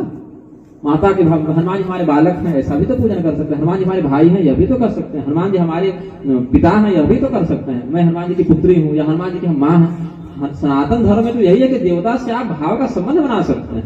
भगवान हमारे पुत्र हैं, भगवान हमारे भाई हैं, पति भाव से ना करें, ये है। तो पति भाव से कौन महिला हनुमान जी को पूजित कर रही? कर भी तो कोई नहीं रही है। हमेशा कहा जाता है कि महिलाएं मतलब न जाना, मतलब नहीं, ऐसा कोई शास्त्र इसलिए मतलब मिथ्या को दूर करने के लिए द्रौपदी जी ने तो हनुमान जी का विधि पूर्वक व्रत किया है। और द्रौपदी जी जब व्रत कर रही थी तो अर्जुन उनका मजाक उड़ाए, उन्होंने व्रत बीच में छोड़ दिया तो 13 वर्ष का वनवास उनको भोगना पड़ा।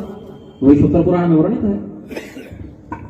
और पराशर संहिता देखें, पराशर संहिता देखें तो कितनी स्त्रियां, केवल मनुष्य नहीं, नागों की, गंधर्वों की, देवताओं की भी स्त्रियों ने हनुमान जी की आराधना करके अपने सत्कामना की पूर्ति की है। और स्पर्श पूर्वक पूजन न करें इतना मान सकते हैं, लेकिन मंदिर जाए ही नहीं, या पूजन न करें, या चालीसा न पढ़े, या व्रत न करें, ये ऐसा कोई निषेध नहीं है। भगवान जैसे एक श्लोक है, एक वो अपन स्थिति पढ़ते हैं, अब सौंप दिया इस जीवन को, सब भार तुम्हारे हाथों में। इसमें एक शब्द आता है, यदि जन्म मिले तो मैं सब चरणों का पुजारी बनूं। ये तो भजन हो गया ना शास्त्रीय, कौन क्या भाव से कभी लिखे, क्या कहते हैं, मानव का मुझे जन्म मिले तो मैं सब चरणों का पुजारी बनूं। मतलब ये मानव का जन्म में ही यह शब्द बोल रहा है, तब चरणों का पुजारी। मानव का मुझे जन्म मिले तो तब चरणों का पुजारी बने। अब भजन मुझे याद नहीं है, भजन शास्त्रीय नहीं, वो तो भाव है कवि का ना, वो वेदों पुराणों सिद्धांत होता है। वहाँ तव चरणों, तव मतलब तुम्हारे, तव शब्द, हाँ, संस्कृत में तव मतलब मानव का जन्म मिला तब नहीं, संस्कृत तव चरणों मतलब तुम्हारे चरणों का, आपके चरणों का, ये भाव है वहाँ। तव शब्द है, तव चका आखिर न स्तुति रंबिके है ना, भगवती ऐसा क्या है जो तुम्हारी स्तुति न हो। इनका कहने का तात्पर्य है कि मानव का मुझे जन्म मिले, अन्य जन्मों का नहीं। तो पशु की योनि में आप कैसे चरणों की सेवा कीजिएगा? कौन सा कुत्ता बिल्ली गधा घोड़ा भगवान के जाके चरणों की पूजा करना है? मनुष्य बनिएगा तभी ना कीजिएगा। भगवान मानव के ही जीवन में यह शब्द वो बोल रहा है, जब वो मानव ही है और वो ये शब्द का उच्चारण कर रहा है तो फिर ये शब्द का अर्थ क्या है? पशु की योनि में जो उच्चारण कर भी रहा होगा तो किस पशु ने कविता लिखी, आपको पता चलेगा कि हाँ इस कुत्ते ने यह कविता लिखी थी कि हम जब मनुष्य बनेंगे तब आपका हम आराधना करेंगे। यदि वो कह भी रहा होगा तो आपको कैसे पता चलेगा? तो मानव के रूप में ही अभिव्यक्त करेगा ना अपने भाव को। और जैसा कि खगेश जी ने कहा, तब नहीं, तव शब्द है वहां पर, जो कि परंपरा में तब हो गया। तो तव का अर्थ होता है तुम्हारा, संस्कृत में युष्मत् पदवाच्य में आप देखेंगे षष्ठी में।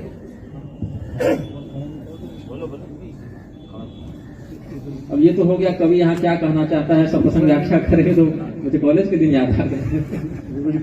हाँ नारायण गुरु जी के धर्म के प्रति श्रद्धा बहुत अच्छी बात है, और कुछ कथा जैसा है कहना है कि आप शिव जी पर बेलपत्र चढ़ा दे तो बिना पढ़े भी आप पास हो जाओगे, तो ये श्रद्धा है अंधश्रद्धा है? ये बात सब लगता है शिव जी को भी कुछ दिन पहले ही पता चली होगी कि अच्छा ऐसा भी होता है। देवता का आराधन यदि उस काम को संकल्पित करके किया जाए कि हे प्रभु मैं इस कामना से आपका नित्य अर्चन करूंगा, तो कुछ मात्रा में भगवान की कृपा मिल जाती है सकाम दृष्टि से। लेकिन टोटके के रूप में बताना ये शास्त्रीय विधान में नहीं है।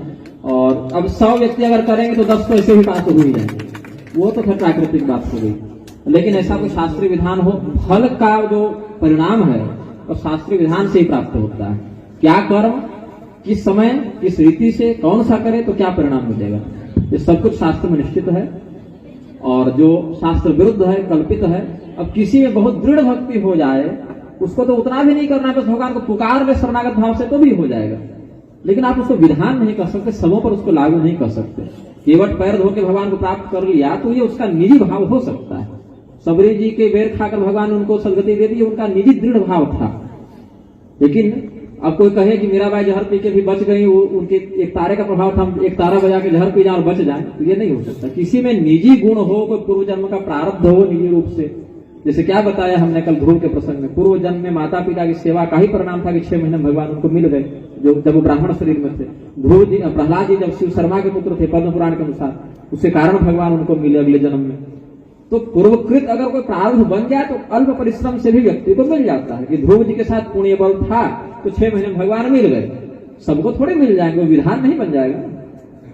इसको क्या कहते हैं, जैसे घी गिरी भी तो दाल में गिरी, वो तो हाथ से फिसल कर पात्र गिर ही गया था, लेकिन भाग्य था तो दाल में गिरा तो सार्थक हो गया, वो कहीं भी गिर सकता था। तो इसका अर्थ थोड़े ही कि वो दाल में डालने का विधान हो गया, तो विधि नहीं हो जाएगी।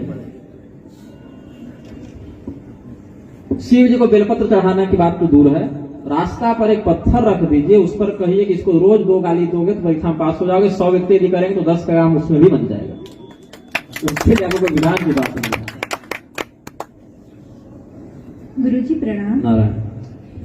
गुरुजी, मैं प्रथम बार कथा में आई हूँ, मैं यहाँ नहीं थी आज इसलिए, पर मुझे आज बहुत दिनों से एक प्रश्न दिमाग में खाया जा रहा कि जैसे ब्राह्मण को द्विज बोलते थे कि पहले तो माँ के जन्म से गर्भ से जन्म हुआ, तो पहला जन्म ब्राह्मण का जन्म, ब्राह्मण क्षत्रिय वैश्य तीनों को द्विज, तीनों को, हाँ, द्विजाति तीनों आता। हाँ, तो फिर जब ब्राह्मण को जनेऊ धारण करते, यज्ञोपवीत संस्कार होते हैं, तो क्या सभी समाज इसके लिए योग्य है कि ब्राह्मण को ही होना चाहिए? हाँ, देखिए यही प्रश्न है। सभी समाज मतलब कि ब्राह्मण क्षेत्र में शूद्र इत्यादि या स्त्री इत्यादि, चारों वर्णों में मैंने बहुत जगह पे देखा है कि बहुत सारे वर्णों में भी जनेऊ लगाते हैं।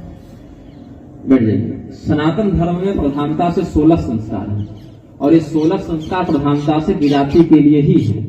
बाकी स्त्री शूद्रादि के लिए 10 ही संस्कार हैं, जिसमें यज्ञोपवीत, वेदारंभ, समावर्तन आदि नहीं होते हैं। वहां विवाह और फिर अंत्येष्टि बाद 10 संस्कार में पूर्ण हो जाता है। तो संस्कार की आवश्यकता प्रत्येक व्यक्ति की शारीरिक अर्हता के साथ भी जुड़ी होती है। क्योंकि आप देखें तो जनेऊ तो बहुत बाद में आया। सबसे पहले तो गर्भाधान संस्कार होगा, फिर गर्भ 3 महीने का रहेगा तो पुंसवन करेंगे, फिर 6 महीने का होगा तो सीमंतोन्नयन करेंगे, फिर जात पे जन्मेगा तो जात कर्मादि करेंगे। तो जनेऊ तो बहुत बाद में आएगा, लेकिन उससे से पहले भी 8-10 संस्कार तो हो जाते हैं। तो वो किस आधार पर होते हैं? वो शास्त्र में बताएं कि ब्राह्मण के लिए ये है, क्षत्रिय के लिए है, वैश्य के लिए है, मतलब गर्भस्थ बालक का भी वर्ण तो तय हो गया बिना किसी कर्म को किए ही। तो उस स्थिति में शूद्र वर्ण का यज्ञोपवीत शूद्र वर्ण के शरीर में रहते भी नहीं होगा। अभी हमने क्या बताया, ये सब ब्राह्मण से शूद्र इत्यादि शरीर के पदवाच्य है। जब शरीर बदलेगा तो उस स्थिति में उसके अधिकार संस्कार सब बदल जाएंगे, उसके विधान भी बदल जाएंगे। तो जब कोई ब्राह्मण शरीर में आया तो ऐसे ही नहीं आ गया, इससे पूर्व में वह क्षत्रिय शरीर में था, इससे पूर्व में वह वैश्य शरीर में था, इससे पूर्व में वह शूद्र शरीर में था। तो शूद्र शरीर में रहकर यदि वह शूद्र वर्ण के अनुकूल कर्म करेगा तो फिर आगे उसको पदोन्नति मिलेगी। ब्राह्मण शरीर में रहकर ब्राह्मण के उचित कर्म करेगा तो मोक्ष की प्राप्ति होगी। ब्राह्मण के शरीर में रहकर ब्राह्मण का कर्म नहीं करेगा तो फिर अन्य क्षत्रिय वैश्य शूद्र आदि में आएगा। ये तो क्रमानुसार बढ़ना, क्रमानुसार घटना, ये तो निश्चित है। तो शूद्र वर्ण का व्यक्ति और स्त्री इत्यादि का वैदिक विधान यज्ञोपवीत के लिए नहीं है। जो विधान ऋषियों ने बताया है उसको हम अलग से डाल दें अपनी संस्था या समाज या एनजीओ के प्रसार के लिए, तो विधान नहीं बन जाएगा। अब लोग तो आजकल क्या करें, मैगी का पकौड़ी बना दे रहे हैं। बनाने का तो कुछ भी बना सकता है व्यक्ति, उसको विधान थोड़े कहेंगे पाकशास्त्र में। शूद्र वर्ण और स्त्री वर्ण का यज्ञोपवीत नहीं होने से वे वेद के ज्ञान को कैसे प्राप्त कर सके, इसी चिंता के कारण तो वेद व्यास ने पुराण, महाभारत, रामायण इत्यादि का प्रवर्तन किया ना। जैसे जो गायत्री मंत्र है वो वैदिक है, उसमें द्विजाति ही अधिकृत है। तो उसी गायत्री के 24 श्लोकों का 24 अक्षरों का आश्रय लेकर वाल्मीकि जी ने जो 24,000 श्लोकों का जो वाल्मीकि रामायण लिखा, उसमें क्या कहते हैं, पठन विजो वाग वृषभत्वमीयात्, सात क्षत्रियो भूमिपतित्वमीयात्, वणिक जनः पण्य फलत्वमीयात्, जनस्य शूद्रोपि महत्वमीयात्, चारों को कह दिया उसने। तो गायत्री में अधिकृत नहीं है, उसको इस विधान से आप ग्रहण करें, वाल्मीकि रामायण के अनुसार, महाभारत के अनुसार ग्रहण करें, पुराणों के अनुसार उसको आप ग्रहण करें, कल्याण वही होगा, तब तो वही मिलेगा आपको। लेकिन जो विधान शास्त्र में जिस शरीर के लिए अधिकृत है, जो पुरुष का है, जो स्त्री का है, जो ब्राह्मण का है, जो क्षत्रिय का है, जो माता का है, जो पिता का है, जो देह परक संबंध है, उसमें देह परक कर्तव्य का ही विवेचन होता है। एक बार वह देहगत संबंध समाप्त हो जाए तो सब आत्मतत्व, फिर कोई भेद किसी में नहीं है। नदी एक बार समुद्र मिल जाए, नदी जब तक बाहर है तभी तक गंगा, यमुना और चंबल और गोमती कहेंगे। वो एक बार समुद्र मिल गई फिर उसके नदी की उपाधि संज्ञा नहीं रहती, फिर सब समुद्र है। वैसे जब तक एक एक शरीर में स्थित है व्यक्ति, तब तक उस शरीरगत नाम, उपाधि और कर्तव्य से और संस्कार से युक्त हो सकता है। शरीर के बाद वह भेद समाप्त हो जाता है। हाँ पूछिए। हाँ गुरुदेव, वो जब तक अपना शरीर लिए हुए हैं, जब तक मेरा कहने का मतलब है कि शूद्र, वैश्य, इन लोगों को जनेऊ धारण करना, वैश्य तक कर सकते हैं, क्योंकि शूद्र वर्ण को पूर्णतया तमोगुण से सृजित बताए हैं।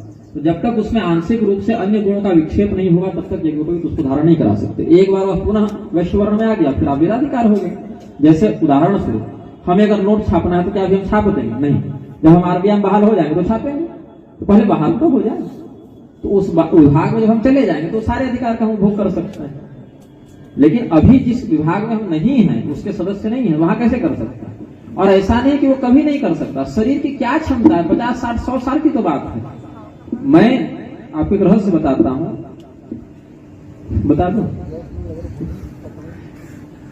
अच्छा बता देता हूं। मैंने भगवान सूर्य की 8 वर्षों तक तपस्या की, आज भी प्रतिदिन उनकी आराधना करता हूं। मैं सूर्यवंशी ही हूं। और स्कंद पुराण के प्रभास खंड में महाभारत के वन पर्व में एक बहुत दुर्लभ विधान है जिसके माध्यम से व्यक्ति अपने पूर्व जन्म को स्मरण कर सकता है। तो मुझे अपने पिछला जन्म का स्मरण है। मेरा क्या नाम था, मैं कहाँ था? मैं क्षत्रिय कुल में था, मैं ब्राह्मण वहां नहीं था। और मेरा क्या नाम था, मेरी मृत्यु कैसे हुई, हत्या शब्द सही होगा, मेरी हत्या कैसे हुई, ये सब। और आप ही के क्षेत्र में था, इसी क्षेत्र में मैं था। लेकिन ये घटना को बीते हुए लगभग 2000 वर्ष व्यतीत हो चुके हैं। उस काल में मैं था। और जैसे जड़भरत को अपना पिछला जन्म याद था, मैं 4 वर्ष की अवस्था से व्यासपीठ पर व्याख्यान कर रहा हूँ। 4 वर्ष का बच्चा क्या शास्त्र पढ़ता है? वो तो लिया हुआ था, मेरा पढ़ा हुआ था तो मिल गया। उससे पिछले जन्म में वैश्य वर्ण में था, वैश्य कुल में मैं था। और मुझे बहुत कुछ याद है इस जो पढ़ा है, कुछ घटना स्मरण है। तो मैं जानता हूं कि जब मैं वैश्य कुल में था, जब मैं क्षत्रिय कुल में था तो क्षत्रिय और वैश्य के धर्म का पालन किया। आज ब्राह्मण के कुल में तो मैं हथियार लेकर नहीं घूम रहा, ज्ञान मार्ग का प्रवर्तन कर रहा हूं। जब क्षत्रिय कुल में था तो शस्त्र से धर्म की रक्षा करता था, जब वैश्य कुल में था तो धन से धर्म की रक्षा करता था। आज ब्राह्मण कुल में हो तो धर्म से, ज्ञान से धर्म की रक्षा कर रहा हूं। तो जो जिस शरीर में जाएगा, जिस विभाग में बहाली होगी, वैसा वो काम करेगा। पशु पक्षी भी अपने शरीरगत धर्म का परित्याग थोड़ी ही करते हैं, तो मनुष्य को भी अपने शरीरगत धर्म पर आश्रित रहना है।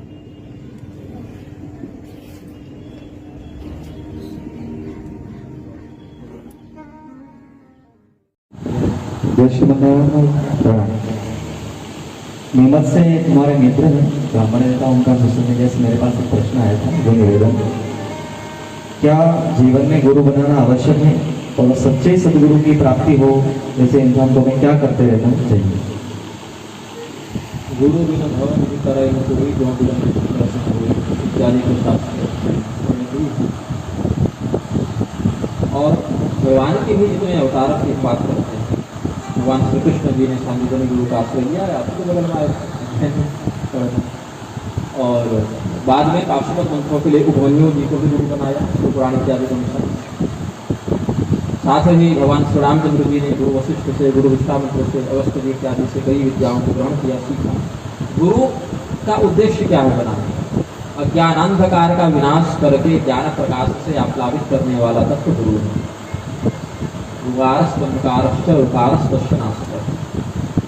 गुरु शब्द में जो गु और रु 2 अक्षर हैं, इसमें जो प्रथम गु अक्षर है उसका अर्थ है अंधकार और रु का अर्थ है नाश करना। तो शिक्षा गुरु, दीक्षा गुरु इत्यादि भी होते हैं, प्रवज्ञा गुरु भी होते हैं। तो शिक्षा गुरु तो बहुत हो जाते हैं, अलग अलग विषयों के। दीक्षा गुरु में सबसे पहले होंगे यदि ब्राह्मण है जो कि प्रश्न करता तो जनेऊ गुरु देंगे, सावित्री के गुरु पहले प्राथमिक गुरु हो जाएंगे। माता और पिता यदि कोई दीक्षा इत्यादि नहीं देते लेकिन वो गुरु हो जाते हैं गुरुता को धारण करने से। तो गुरु बनाना आवश्यक है, बिल्कुल आवश्यक है, अनिवार्य भी है, क्योंकि बिल्कुल सर्वथा गुरुहीन व्यक्ति यदि हो जाए, जैसे पांडव इत्यादि भी जब चक्रा नगरी में एकांतवास कर रहे थे तो गुरुहीन होने के कारण चित्ररथ गंधर्व ने उनके ज्ञान में बाधा दी।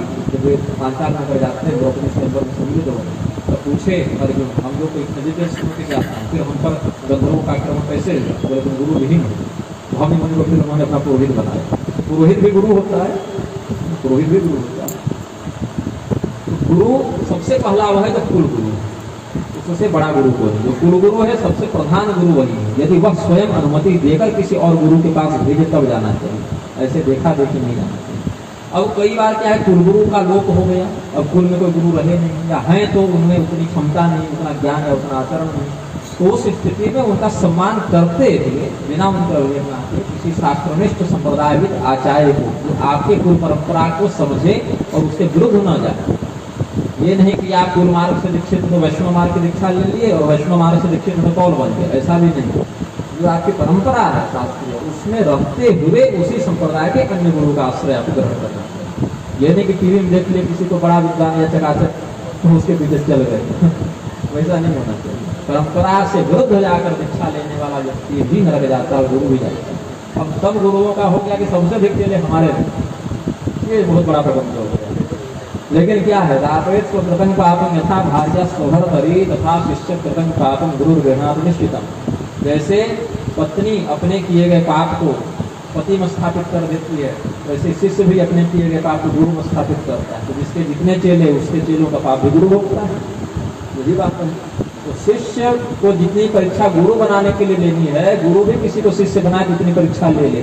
शास्त्र को यहाँ तक कहते हैं ब्राह्मण यदि आपके पास आया है दीक्षा के लिए तो 1 वर्ष तक उसकी परीक्षा लें वो योग्य है भी कि नहीं। कहीं वो आपसे दीक्षा लेने के बाद ऐसा काम तो नहीं करेगा कि आप नरक चले जाइएगा। और क्षत्रिय है तो 2 वर्ष, शूद्र वैश्य है तो 3 वर्ष, शूद्र है तो 4 वर्ष उसके सदाचरण की परीक्षा करें फिर दीक्षा दी। और स्त्री है तो स्त्री का गुरु होता है पति, तो पति जिसके मंत्र से दीक्षित होगा वही उसके लिए प्राकृतिक गुरु हो जाए। और यदि नहीं तो मात्र गृहस्थ धर्म का पालन करते हुए सदाचरण करने से ही पति की गुरु की पूर्ति हो जाती है, पत्नी की गुरु की पूर्ति पति की गुरु हो जाती है। अब क्या उल्टा हो रहा है, पत्नी ही टीवी देख के किसी गुरु बना ली और घर में की झगड़ा कि वो महाराज जी बहुत अच्छे हैं उन्हीं से दीक्षा लेना है सबको। तो ये उल्टी रीत हो गई है ना। इधर उधर सहेलियों से देख के सुन के टीवी मोबाइल से किसी को गुरु मान लिए, अब मजबूरी में बेटा पति ससुर सब उसे गुरु मानते हैं। ये गुरु जी दृढ़ता पूर्वक एक बात सके, आपने कोई शिष्य नहीं बनाया, इसका कोई भैया हमको अगर नरक जाना होगा तो अपने पाप से जाएंगे, दूसरे पाप से क्यों नरक जाएंगे। हम गए नरक यमराज बोले कि देखो तुमको मदिरा पान के कारण ये दंड मिलेगा। हमने कहा प्रभु हम तो मदिरा पिए नहीं कभी। अरे आपका चेला पी रहा था तो उसका आधार भोगिएगा, आप गुरु हैं। मैं यमराज मैं नरक जाने के लिए तैयार हूँ लेकिन अपने कर्म की जिम्मेदारी पर। हाँ हमने किया है दूसरे कर्म के लिए, लेकिन कोई और कर जाए उसका पर मुझे नहीं होगा।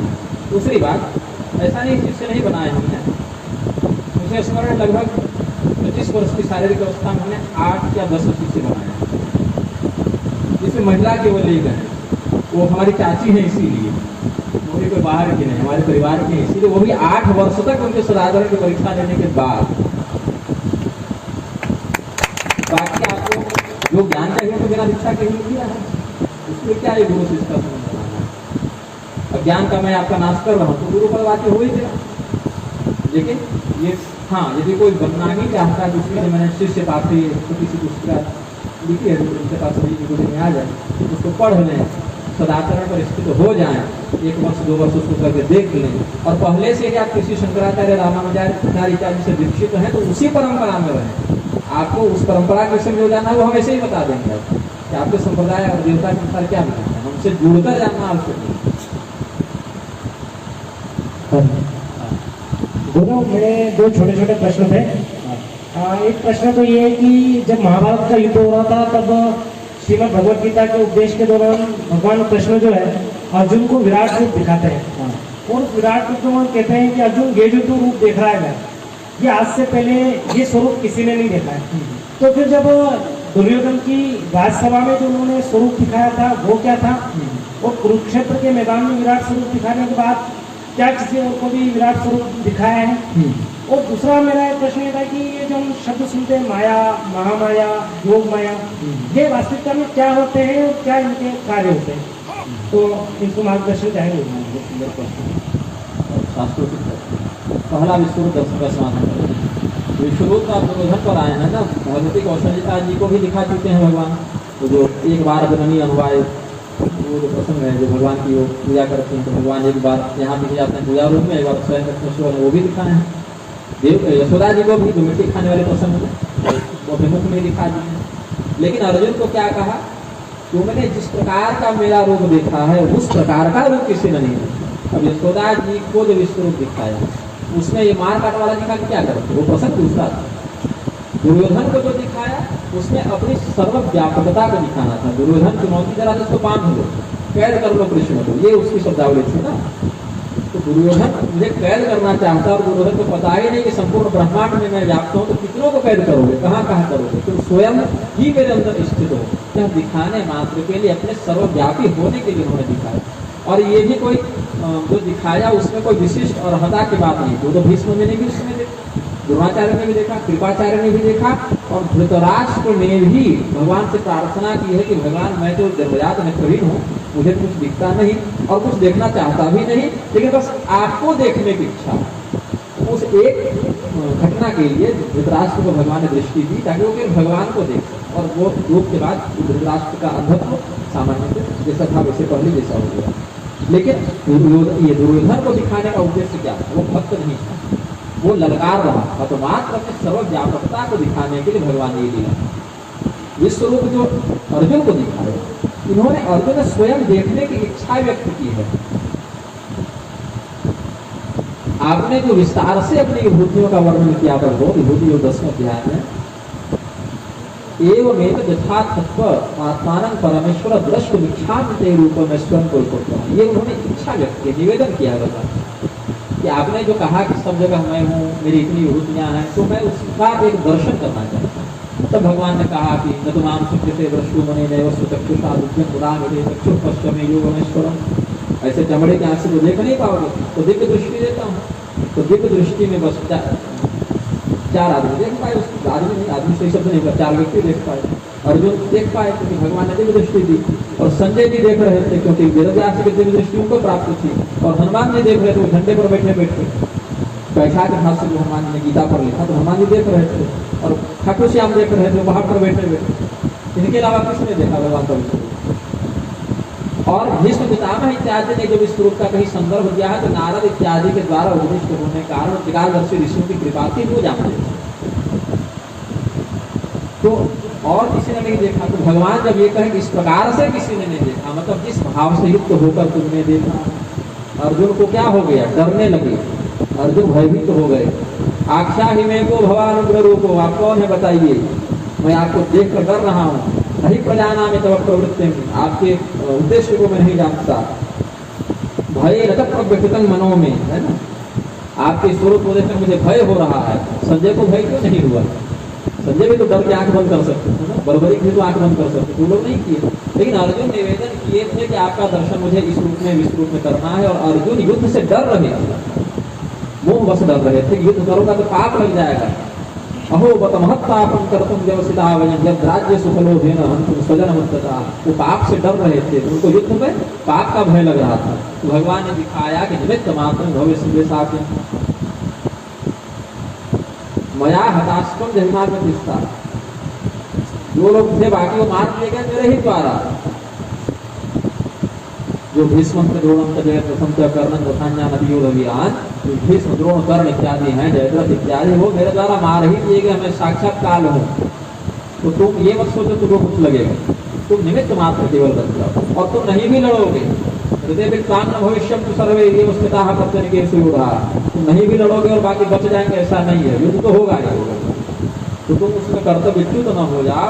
इस प्रकार से उसके कर्तव्य को बचाने के लिए, अर्जुन को कर्तव्यनिष्ठ बनाने के लिए भगवान ने स्वरूप युद्ध वाला दिखाया कि सब राजा हमारे मुंह में आकर घुस रहे हैं। यथा प्रदीप्तम ज्वलनं पतंगा विषंति नाशाय संभवेगा तथैव नाशाय विषंति लोकास्तवापि प्राणि समृद्धवेगा।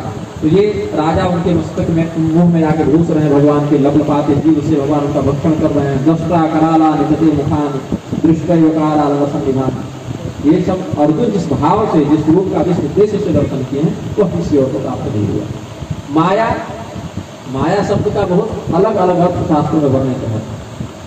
माया उसको कहते हैं जो काल्पनिक, अघटन घटना प्रतियसी माया, जो घटना वास्तव में घटित नहीं हो रही है किंतु आपको लग जाए कि यह घटित हो रही है, वास्तव सत्ता उसकी न हो, वास्तविक अस्तित्व उसका न हो, किंतु वह घटना आपको भ्रम में प्रतीत हो रही है, भ्रम के कारण आप असत्य को ही सत्य मान लें, तो वह माया है। महामाया क्या है? ये सब जितनी मायाएं हैं, लौकिक, दैवी, आसुरी, ब्राह्मी, ऐन्द्री, वैष्णवी, माहेश्वरी, कायापति, ये सब जितनी माया हैं, इन सबों से भी जो परे है, इनकी नियंत्री है, ये जो माया वो महामाया है। महामाया हरे शेषा समूह जगत, जो संपूर्ण जगत को मोहित करे। कोई जादूगर आपको मोहित किया, वो जादूगर की माया हो गई। कोई राक्षस मोहित किया, वो राक्षसी माया हो गई। किसी देवता ने मोहित कर दिया, वो देवता की माया हो गई। लेकिन संपूर्ण संसार के सभी प्राणियों को जो मोहित कर दे, ब्रह्मा जी मोहित हुए हैं कि नहीं? भगवान ने जब अघासुर का वध किया तो ब्रह्मदेव जब ग्वाल बालों को अपहरण करके ले जाते हैं, फिर वापस जाकर छोड़ देते हैं, ये उनकी माया का ही लक्षण था। तो ब्रह्मा जी ने जो माया का प्रदर्शन किया वो ब्राह्मी माया हो गई उनकी, और भगवान ने जो माया का प्रदर्शन किया वो वैष्णवी माया हो गई। तो जो सभी जगत को महामाया हरे शेषा, भगवान की जो माया सबों को मोहित करे वह महामाया है। और जिस माया का प्रयोग करके भगवान एक सगुणाकृति का आश्रय लेकर लीला में प्रवृत्त होते हैं, उसको योग माया करते हैं। एक सामान्य परिभाषा, बहुत विस्तार से तो फिर मैं हेमलता टीका लेकर आऊँ तो रात्रि से देवी शुक्र होगा, फिर विस्तार से उसमें व्याख्यान करता हूँ ग्रंथ, लेकिन इतना पर्याप्त समझता हूँ। ठीक,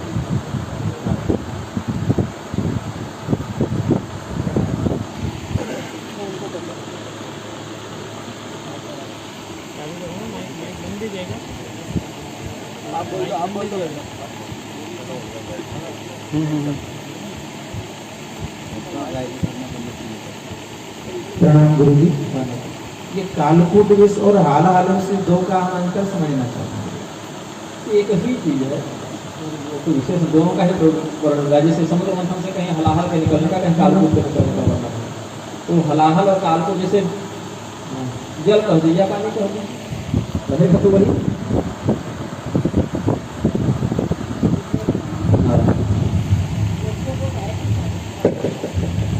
इस पर हमने कल बहुत विस्तृत व्याख्यान किया था, जो वेदाधिकार पर हमने चर्चा की थी।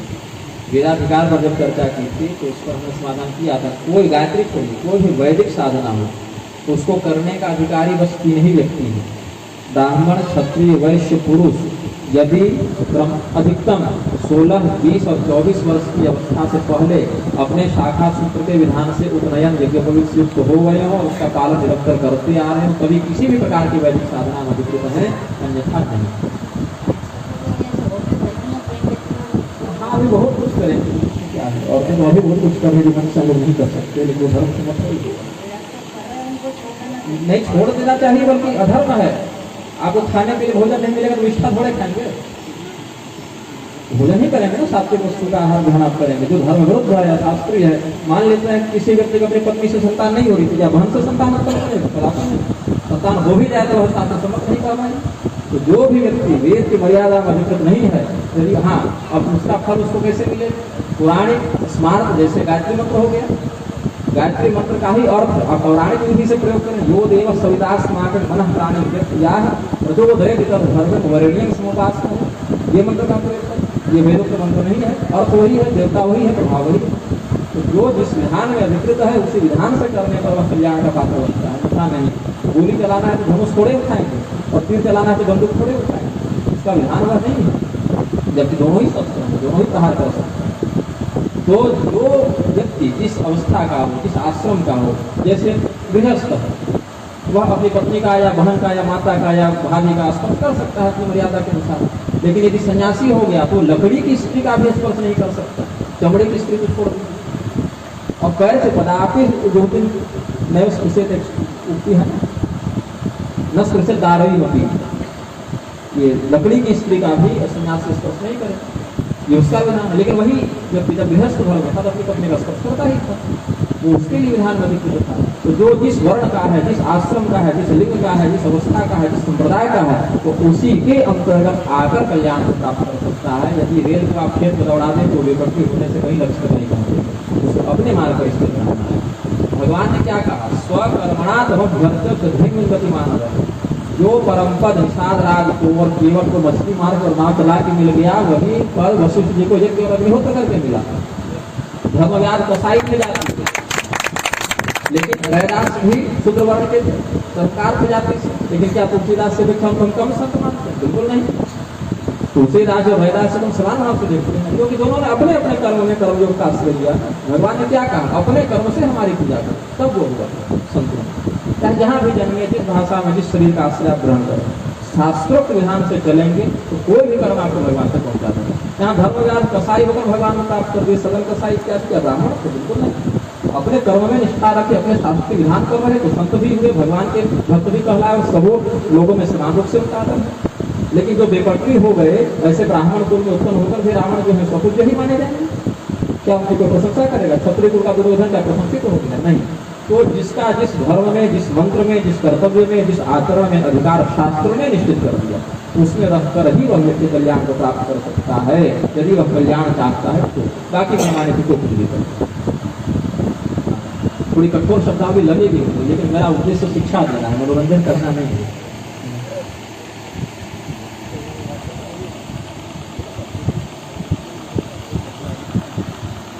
अच्छा, ये है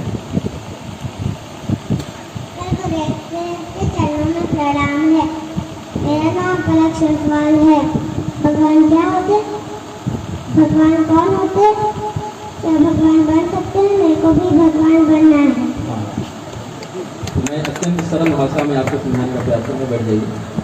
पहला प्रश्न, भगवान कौन होते हैं? भगवान के भी दो प्रकार होते हैं, एक है लौकिक भगवान और एक है लोकोत्तर भगवान। इसको सामान्य रूप से समझें। लौकिक भगवान ऐसे होते हैं जो इस धरती पर, इस संसार में विद्यमान है। और भगवान कहते किसको हैं?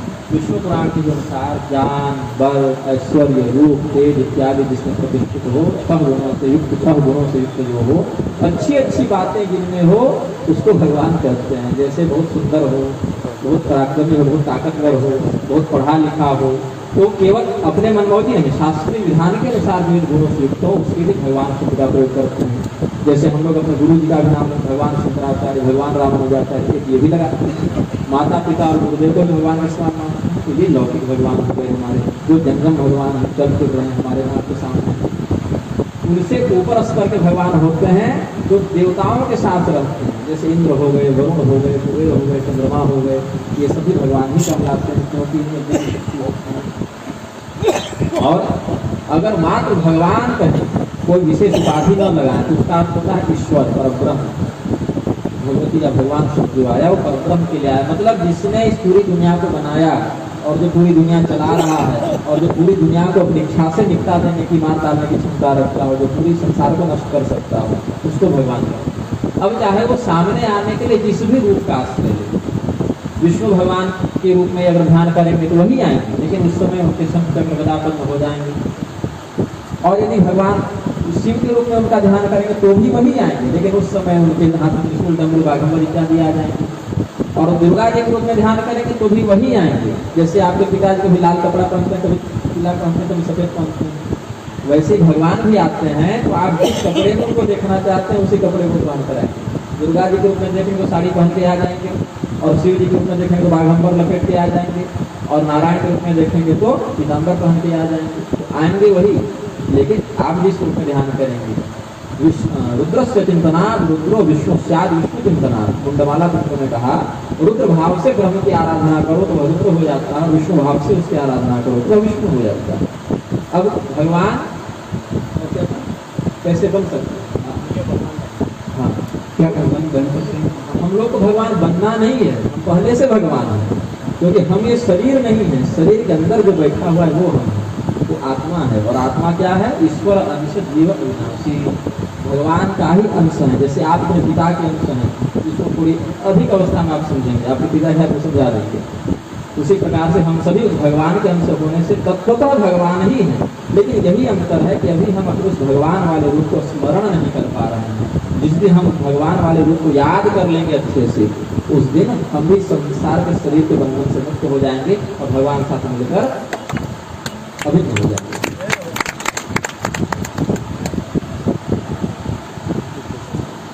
ओम नमो नारायण। अब इस बात का घर में अपनी भाषा से समझा दीजिए।